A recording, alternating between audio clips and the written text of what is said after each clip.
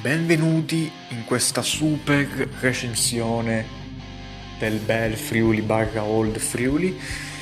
Oggi andremo a recensire dal quarto fino al, mi pare, nono episodio, credo, non vorrei sbagliarmi, Eh, perché comunque sono rimasto molto indietro con le recensioni, anche perché, non so se lo sapete, ma ho cominciato di nuovo a lavorare, quindi diciamo che sono un po' impegnato, poi la sera quando torno sono stanco, mi addormento presto, non riesco neanche a seguire bene le live di Paolo, quindi diciamo che è per questo anche che a volte sono assente o comunque non riesco ad arrivare in tempo. È un periodo diciamo un po' stressante, un po' stancante, però devo riprendere bene il ritmo. Quindi mi scuso anche per l'assenza di fanpage. Oggi comunque è sabato, vediamo cosa riusciamo a fare. Super recensione, cominciamo subito dall'inizio con questo fantastico All Friuli con l'episodio numero 4. Innanzitutto la puntata si è aperta con la voce profonda di David, tra l'altro mi ha fatto ridere anche la suoneria che aveva appunto David. Eh, e poi abbiamo avuto un Alex che è stato licenziato. Alex era il personaggio barese della Puglia di Bobby Wrestling, che appunto ha detto che abbandona la farm, quindi un Alex che andrà a fare le orecchiette a Bari, le vongole a Bari con la signora Concetta, speriamo solo che non chiamino il suo avvocato per qualche querela. E poi invece volevo complimentarmi con Barbara e David perché tra i nuovi operai che sono stati assunti, quindi senza contare i vecchi operai, però fra quelli proprio nuovi di questa nuova serie, quindi nuovi, Barbara e David, scusate, sono veramente i più seri, più stacanovisti, più lavoratori, quindi complimenti a loro due. Eh, Tra l'altro c'è anche il dubbio cosa fa Happy Farming con Ilaria, perché passa tutto questo tempo con Ilaria. Noi ora lo scopriamo perché non è che parliamo solo del quarto episodio, quindi adesso pian piano ci arriviamo, man mano che le cose si sviluppano ci arriviamo. Andiamo a vedere però nell'episodio numero 5 cosa fanno Ludmilla e Leslie, che era da una vita che non si vedevano. In più c'è anche da dire che aspettavamo il loro ritorno da parecchio tempo e abbiamo visto che Ludmilla e Leslie si sono messi non in proprio, perché comunque collaborano ancora con Happy Farming, hanno una loro farm comunque sempre con Happy Farming, nel senso che loro non è che hanno cancellato la collaborazione, la partnership, anzi si supportano a vicenda, eccetera. Si può dire che Happy Farming è ancora il loro leader, il loro capo da un punto di vista spirituale, possiamo dire così. Anche se loro comunque hanno la loro farm, fanno le loro cose tranquille, eccetera. Sempre sotto ovviamente la proprietà di Happy Farming, questo è giusto tenerlo a mente. Però hanno diciamo un po' più libertà, ecco, sotto questo punto di vista, devono comunque pur stare attenti a non fare cazzate. Comunque in questo episodio abbiamo un Ludmillo che ha perso praticamente le staffe con Leslie, perché Leslie, come sappiamo, ha la capacità di combinare danni dopo danni. Leslie diciamo che innanzitutto eh, insomma ha proposto una stanza a Ludmillo che era una stalla praticamente, cioè come cazzo fai a dormire in un porcile del genere, e tra l'altro addirittura il televisore era nella sala dei maiali, cioè nella sala, nella, come si dice, nella zona dei maiali. Tra l'altro questa famiglia ha fatto anche una battuta molto divertente, sono lì i maiali perché cagano meglio se guardano la WWE. Questa è stata la battuta di Happy Farming. Comunque un episodio 5 che è stato più incentrato sulla presentazione alla nuova serie di Leslie e di Leslie Shaw e di Ludmillo, che già conosciamo bene, che però dovevamo capire che fine avevano fatto, come stavano, se erano morti, se erano vivi, eccetera eccetera.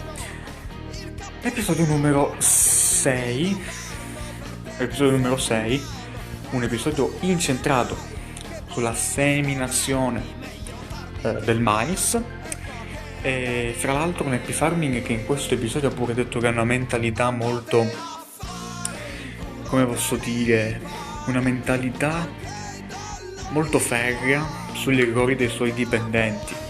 Quindi diciamo che ha messo in guardia tutti gli operai, tutti i dipendenti, perché dato ciò che è successo con Alex, che l'ha licenziato, al primo errore che qualcuno fa, anche se non troppo grave, loro rischiano il licenziamento. Quindi un Happy Farming che ha deciso di fare il capo col pugno di ferro, un Happy Farming che è sempre più severo nei confronti dei suoi dipendenti, anche perché lui vuole prevenire che accadano cose spiacevoli come nelle scorse stagioni, ad esempio l'Inner Circle, la signora Concetta, ha avuto tanti problemi anche con i Samoani, quindi lui questa volta vuole cercare di mettere un freno a tutto ciò, di far capire a tutti che questa serie deve essere zen, non vuole alcun problema, non vuole assolutamente nulla del genere. Tra l'altro, più avanti abbiamo avuto anche Ludmillo, che comunque Happy Farming in questo episodio ha incontrato Ludmillo, un Ludmillo che si è lamentato perché effettivamente dopo tutto ciò che ha fatto nelle scorse serie, ha condiviso tanti momenti con Happy Farming, lo ha messo in una baracca praticamente, quindi hashtag Ludmillo deserve better. E poi abbiamo avuto Happy Farming che mentre stava parlando è uscita fuori una frase dove ha detto ma Ludmillo, io ho già i miei pensieri da pensare, i miei pensieri con Ilaria, e poi si è fermato. Quindi che sta nascendo qualcosa fra i due è ovvio, già era ovvio in questo episodio di qualche settimana fa. Tra l'altro alla fine del video ho urlato anche Ilaria Tesoro arrivo, quindi mi sa proprio che è ufficiale la cosa fra loro due. Passiamo subito immediatamente all'episodio numero 7. Innanzitutto devono nel prossimo farming, se lo faranno, penso di sì, cambiare l'intelligenza artificiale, perché in questo episodio c'era, mentre Ludmillo stava passando, c'era uno che si stava facendo investire e che ha attraversato la strada senza guardare. Cioè, io penso che la Giants i soldi per fare un gioco con un'intelligenza artificiale dove se c'è il passante e c'è un veicolo che sta attraversando, il passante si ferma e fa attraversare il veicolo e poi passa. Non capisco perché non l'hanno messo, siamo nel 2023 ormai, ancora non hanno avuto questo input di mettere l'intelligenza artificiale. Veramente non lo so. Comunque, innanzitutto quando Ludmillo si incazza con Leslie è meraviglioso.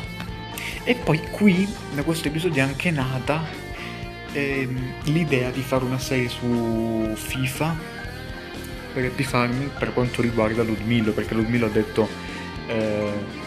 del Chernobyl Football Club, giusto? E allora a me mi è caso sarebbe bello una serie dove Ludmillo fa l'allenatore, dove tipo Paolo gioca le partite senza webcam, tipo io stavo pensando, e lui che doppia Ludmillo mentre gioca come se stesse facendo l'allenatore, che carica i giocatori, eccetera. Sarebbe una serie stellare che è cominciato. Ho visto il primo episodio, è uscito il secondo ma non l'ho ancora visto, me lo vedrò presto.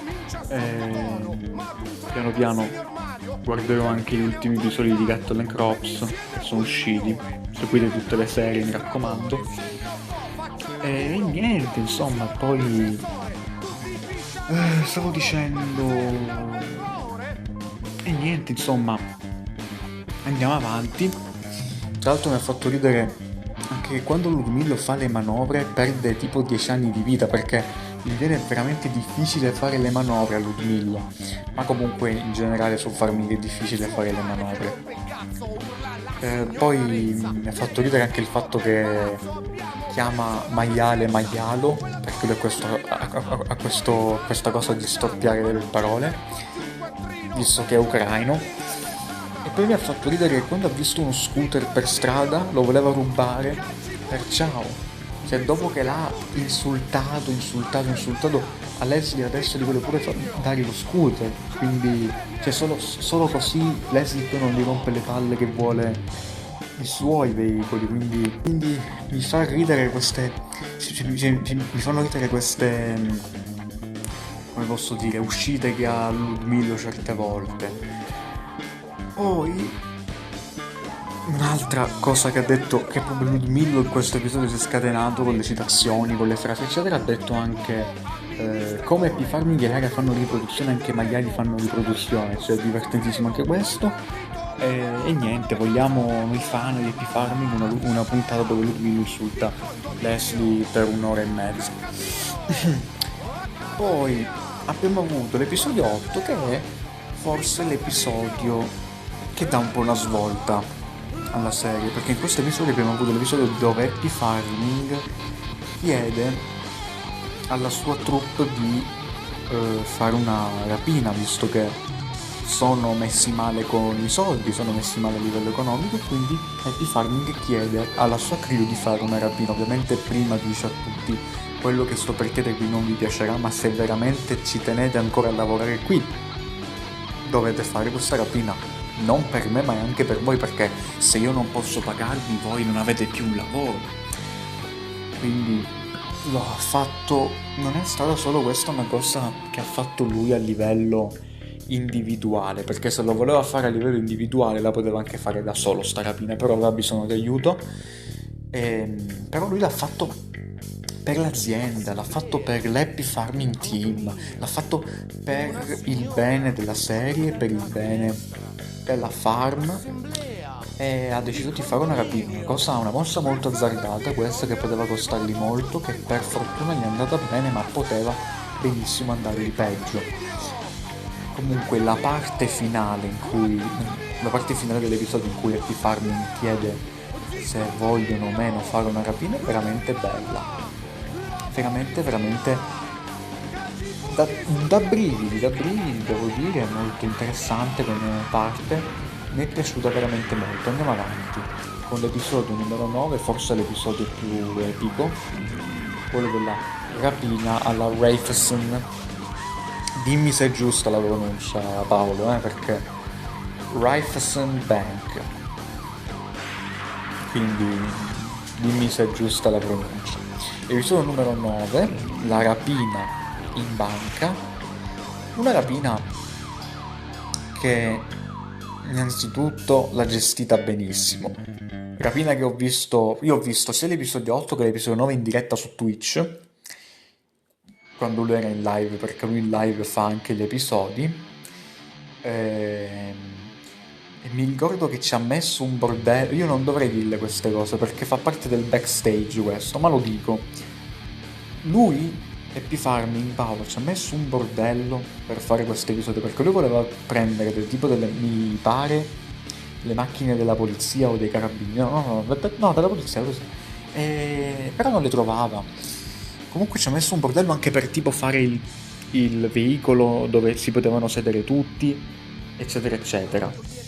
Calcoliamo che siamo su Farming 17, non su Farming 22 dove ci sono molte più mod eccetera, che poi non che su Farming 17 non ci sono le mod, anzi, però comunque se fare una cosa del genere su Farming 17 è veramente spaziale.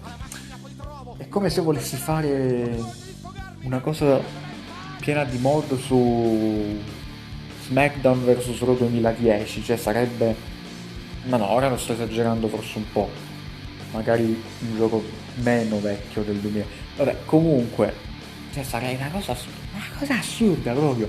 Quindi giù il cappello, perché comunque c'è anche da capire che Happy Farming, ora vuoi dire, fa la serie facile, non è che fanno lo spazio, invece no, vi sbagliate, fare una serie è molto più difficile di quello che pensiate, perché ci vuole innanzitutto tempo, ma anche con le voci, chissà che cervellamento deve essere con le voci, il cambio di voci, che deve cambiare la voce femminile, maschile, la voce più profonda, tipo quella di David o quella da donna tipo Ilaria o Barbara, cioè deve essere veramente da impazzire, quindi io metto giù il cappello a Paolo e P. Farming per quello che sta facendo con questa cazzo di serie, perché contenuti del genere in Italia, io non so, ma non credo neanche in altri paesi sinceramente, perché comunque alla fine tutti fanno farming oppure cattle and crops in modo originale e tradizionale, quindi fanno vedere i come minchia si chiamavano, quelli dove fanno vedere le mappe, i test mod, giusto? Mi pare che si chiamavano. Di certo non ti fanno le serie, ma neanche all'estero. Poi posso anche sbagliarmi, ma le storie non le fa nessuno. Su Farming dico. Posso sbagliarmi, ma per me P-Farming è l'unico che porta farming e questi giochi comunque di agricoltura in maniera diversa, in maniera spontanea e in maniera differente rispetto a tutti gli altri. Quindi solo per questo è il migliore in circolazione.